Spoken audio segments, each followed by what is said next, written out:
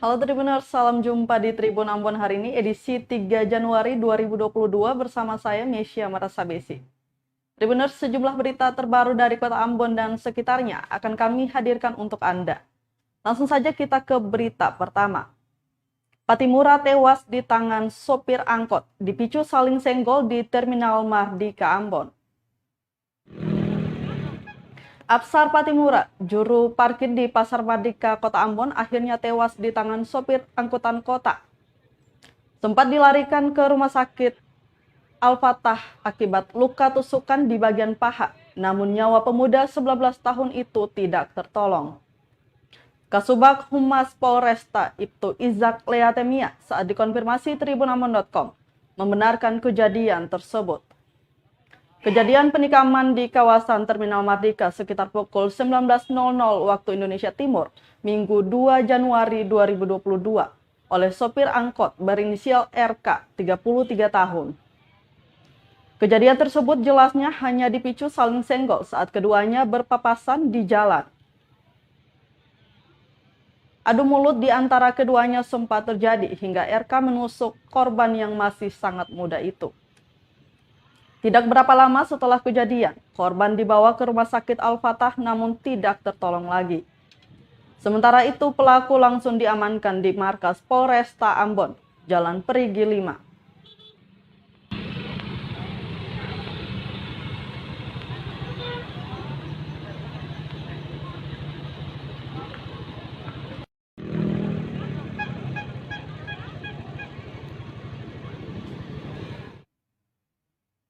Hari pertama kerja tahun 2022, Sekot Agus Ririmase ingatkan ASN disiplin. Hari ini Senin 3 Januari 2022, jadi hari pertama seluruh aparatur sipil negara, pemerintah Kota Ambon kembali bekerja di tahun 2022. Sekretaris Kota Ambon Agus Ririmase saat memimpin apel pagi menekankan kedisiplinan bagi seluruh ASN. Terutama dalam kehadiran dan pelayanan publik. Tak hanya sanksi, Sekot yang baru dilantik Desember 2021 lalu itu mengatakan kedisiplinan jadi salah satu kunci kemajuan Ambon. Khusus bagi kependudukan dan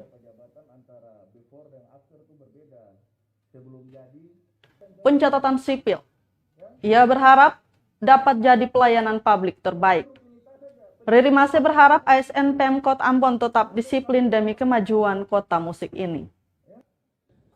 Ya, nanti kumpul keluarga baru pakai begitu. Ya. Kalau mau berubah, ayo kita komitmen. Karena saya orangnya komitmen, konsisten saya. Saya bukan karena baru lalu bilang panas-panas ayam, tidak. Bapak Ibu boleh cek track record saya di pemerintah Kota Kupang. Tangan sama-sama memajukan kota ini dengan cara ya tadi saya bilang. Mulai dengan sukses seseorang itu mulai dari disiplin. Kalau tidak disiplin tidak mungkin dia bisa lakukan sesuatu. Ya, ke depan saya yakin ASN kita ini sangat bisa untuk kita bergana dengan untuk memajukan kota ini. Nah ya, kita bersyukur ya, mereka begitu antusias dan apa yang saya sampaikan mudah-mudahan mereka bisa mengikuti itu. Untuk kehadiran pegawai sendiri gimana nih Pak? Kehadiran apa dulu? Pak lihat dong, mereka hadir banyak. Nanti untuk lebih jelas detail kan ada kepala BKD. Silakan dicek kan absennya kan di situ Pak. Dengan mungkin tidak kehadiran beberapa ASN ada hukumnya atau sanksinya? Ya pasti. Nanti yang tidak hadir kita akan memberikan hukuman. Ya, kita akan memberikan hukuman, kita akan teguran. Ya, pasti. Karena ini menyangkut disiplin ASN. Ya. Melayani masyarakat dengan hati. Para camat sampaikan kepada lurah dan raja, kepala desa untuk masuk kantor sesuai dengan Vaksinasi anak usia 6 sampai 11 tahun di Ambon pakai Sinovac. Anak usia 6 hingga 11 tahun di Kota Ambon segera terima suntikan vaksinasi COVID-19. Kepala Dinas Kesehatan Kota Ambon, Wendy Pelupesi, mengatakan khusus bagi anak-anak usia 6 sampai 11 tahun hanya menggunakan jenis vaksin Sinovac.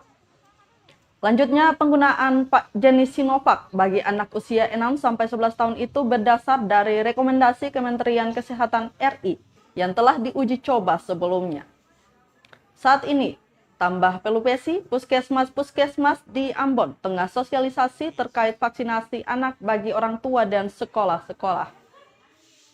Pasalnya vaksinasi bagi anak sekolah dasar ini bakal menggunakan sistem jemput bola atau vaksinasi di sekolah-sekolah. Diketahui pelaksanaan vaksinasi untuk anak usia 6 hingga 11 tahun dengan instruksi Presiden dan berdasar Indonesian Technical Advisory Group on Immunization yang telah mengeluarkan rekomendasi. Pelaksanaan vaksinasi bagi anak usia 6 sampai 11 tahun itu dapat digelar dengan syarat cakupan dosis pertama lebih dari 70% dan lansia lebih dari 60%.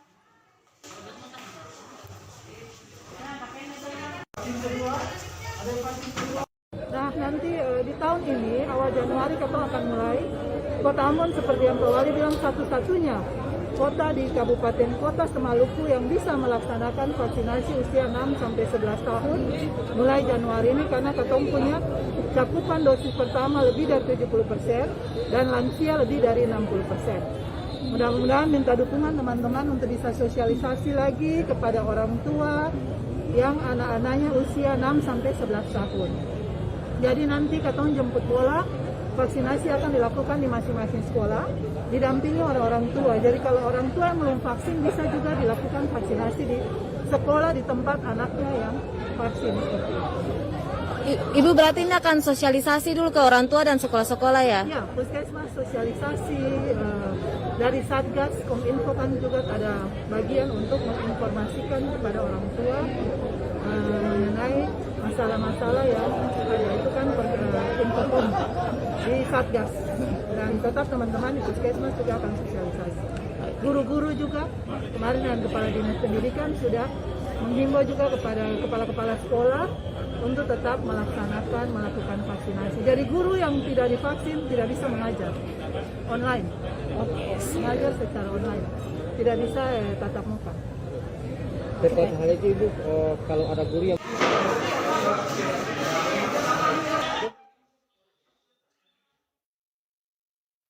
Irjen Pol Refdi Andri serahkan Pataka Salawaku M. Marina ke Irjen Pol Lotaria. Kepolisian daerah Polda Maluku menggelar upacara serah terima bendera Pataka Salawaku M. Marina dan Periwel Parade di lapangan Tahapari Tantui, Kota Ambon, Senin 3 Januari 2022 sore. Bendera diserahkan Irjen Pol Refdi Andri kepada Irjen Pol Lotaria Latif selaku Kapolda Maluku Baru. Dalam sambutannya, Irjen Pol Refdi Andri mengapresiasi kinerja personil Polda Maluku dalam menjaga Kamtibmas yang berdampak turunnya kriminalitas di provinsi ini. Refdi pun meminta seluruh pejabat utama Polda dan jajaran untuk mendukung kerja Kapolda baru.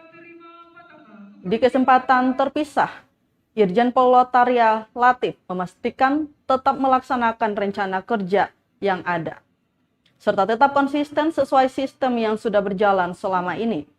Lotaria juga meminta personil Polda Maluku sesuai instruksi Presiden agar dapat mendukung dan mempercepat peningkatan investasi yang bersifat nasional. Ada bijak strategis dari Bapak Kapolri, yaitu program presisi yang tentu saja itu nanti kita lakukan serentak semua di seluruh Polda. Tentu saja disesuaikan dengan wilayah dan daerah masing-masing kearifan lokal yang ada. Sehingga di Maluku ini pun saya akan melakukan tugas tanggung jawab saya selaku Kapolda, dan saya sangat mengharapkan bantuan dari seluruh tokoh masyarakat, tokoh adat, pemerintah provinsi maupun daerah, pemerintah kabupaten kota, dan dengan satuan TNI, sinergitas dan soliditas, karena tidak ada pekerjaan yang bisa kita selesaikan sendiri. Kita harus bersama-sama membangun Maluku ini dan bersama-sama memelihara Kamtibmas dengan baik agar tercipta situasi yang aman, damai, dan kondusif. Saya kira itu.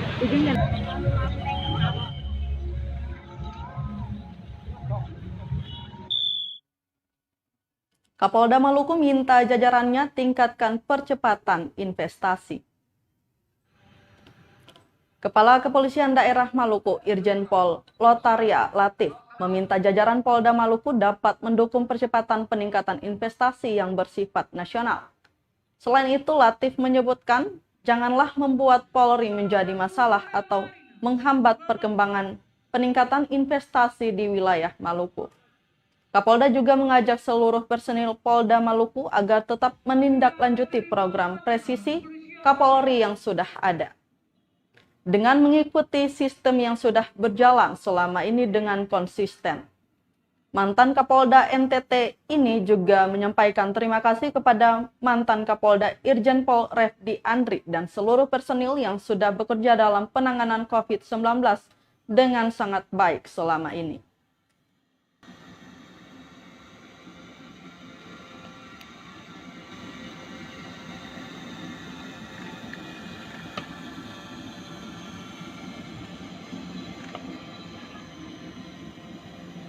Dan saya sangat terbantu juga dengan keberadaan teman-teman media.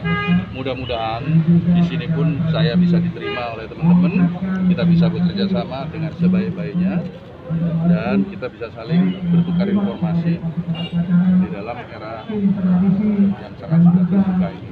Hari ini seluruh rangkaian kegiatan baik dari tadi laporan satuan maupun kegiatan farewell parade untuk melepas pejabat lama sudah dilaksanakan.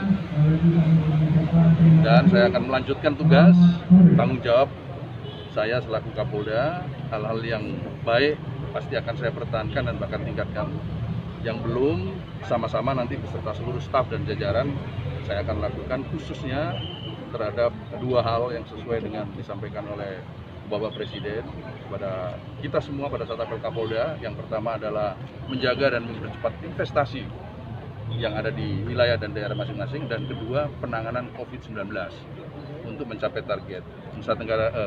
Polda Maluku, maksudnya Provinsi Maluku, baru mencapai 61% vaksinasi tahap pertama, dan nanti ini menjadi kerja bersama kita untuk terus kita tingkatkan sampai mencapai 70%.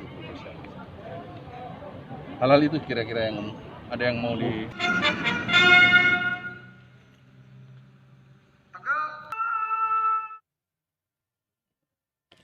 Lewat kawasan BTN Tatanggo dan Pasar Lala, warga Namlea siap disambut dua posko vaksinasi COVID-19. Setidaknya dua posko penyekatan didirikan di kawasan Jalan BTN Tatanggo dan Pasar Lala Namlea, Kabupaten Buru untuk melayani vaksinasi COVID-19 bagi warga yang melintas. Pantauan tribunambon.com di lapangan Senin 3 Januari 2022 pukul 10.00 waktu Indonesia Timur. Sejumlah warga yang melintasi jalur tersebut, baik yang menggunakan kendaraan roda 2 maupun 4, akan dihentikan petugas gabungan TNI, Polri, Dinas Perhubungan, dan Satuan Polisi Pamong Praja Kabupaten Buru. Pemberhentian itu dilakukan untuk mengecek identitas dan status vaksinasi COVID-19 warga di kabupaten berjuluk Bupolo itu. Jika ditemukan ada warga yang belum divaksin, baik dosis pertama maupun kedua, mereka akan diarahkan ke meja vaksinasi. Wakil Kepala Kepolisian Resort, Wakapolres Pulau Buru, Kompol Jani Parinusa mengatakan pihaknya bekerja sama dengan pemerintah daerah setempat agar target 70% vaksinasi COVID-19 bisa tercapai. Selain itu, Kanit Tipiter Reskrim Polres Pulau Buru, Ibda Charles Langitan, selaku Ketua Tim 2 Pos Tatanggo menambahkan, saat ini telah dilaksanakan kegiatan sweeping bagi masyarakat yang belum vaksin. Dia menyebutkan pagi ini sudah 58 orang divaksin. Tahap 1 30 orang dan tahap 2 28 orang. Kegiatan ini masih terus berlanjut. Kemudian salah seorang warga La Hidayat menerangkan sangat merasa senang ketika ada kegiatan seperti ini.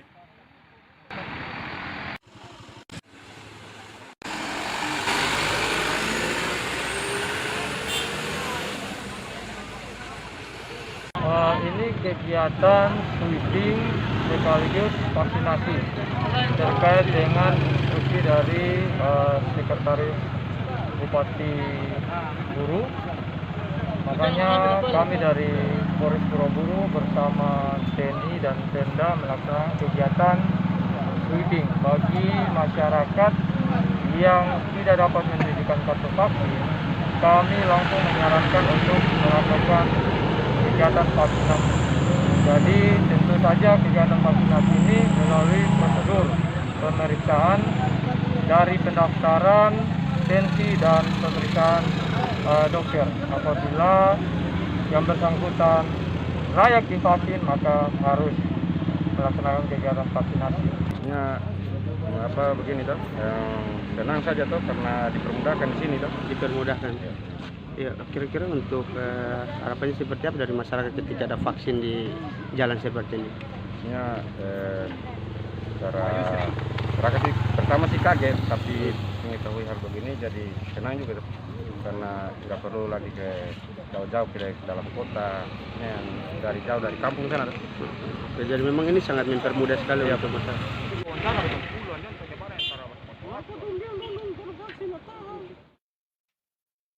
ABK hingga buruh bagasi di Namlea, Pulau Buru disuntik vaksin tahap 1 dan 2. Sebanyak 95 orang pekerja transportasi laut di Namlea, Kabupaten Buru disuntik vaksin tahap pertama dan kedua. Di antaranya para anak buah kapal ABK operator longboat, speedboat, dan buruh bagasi.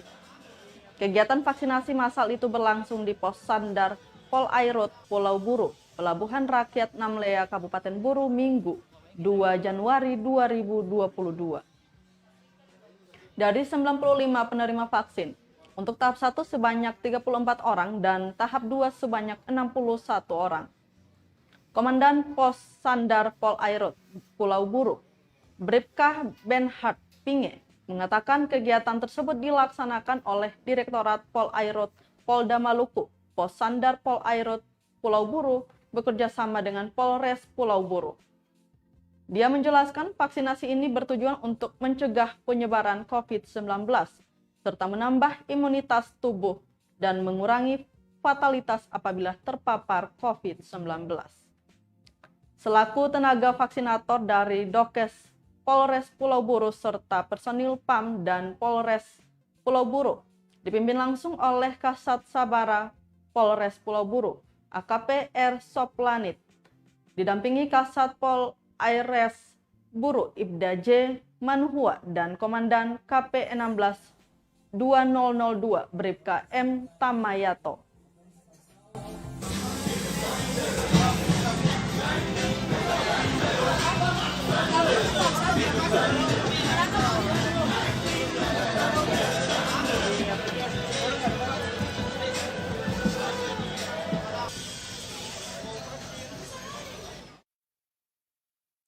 Drainase rusak, sampah dan air limbah meluber hingga ke badan jalan Pasar Langgur, Malera. Tumpukan sampah berserakan hingga ke badan jalan raya di kawasan Pasar Langgur, Kei Kecil, Maluku Tenggara, Senin 3 Januari 2022. Dari pantauan tribunambon.com di lokasi, bukan hanya berbagai jenis sampah yang berserakan hingga ke badan jalan itu, tetapi juga limbah air yang diketahui dari drainase Pasar Langgur. Bau busuk pun merebak hingga mengganggu penciuman para pengguna jalan yang melintas. Menurut salah satu warga Langgur, Iwan, tumpukan sampah ini sudah cukup lama seperti itu. Namun tak ada yang membersihkan. Ia mengatakan sejauh ini pemerintah, dalam hal ini Dinas Lingkungan Hidup dan Kebersihan, Malera hanya membuat penampung air limbah dari pasar ikan. Bahkan saat hujan turun, debit air akan bertambah dan membuat air limbah pasar ikan meluap hingga ke rumah warga. Iwan berharap semoga pemerintah segera memperbaiki saluran drainase, terutama untuk limbah pasar dan menyediakan tempat sampah di lokasi itu.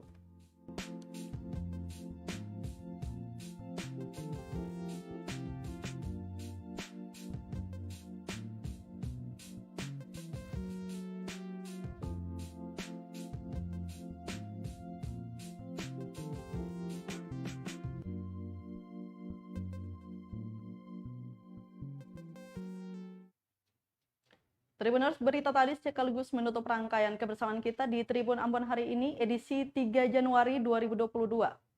Mewakili seluruh kru yang bertugas, saya Mesya Marasabesi pamit undur diri. Selamat malam dan sampai jumpa. Amato! Terima kasih sudah nonton. Jangan lupa like, subscribe, dan share ya.